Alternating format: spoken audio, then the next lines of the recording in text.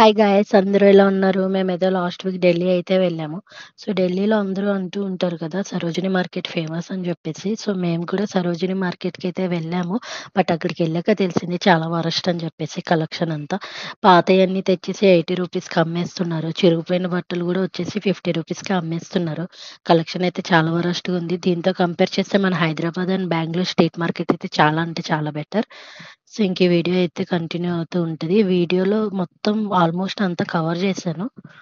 సరే అయితే bye bye. Subscribe అయితే చేసుకోండి. किसी आशिक का ख्याल है, दरिया की लहराती चाल है, एक प्यारा सा सवाल है, ये तो बस ही कमाल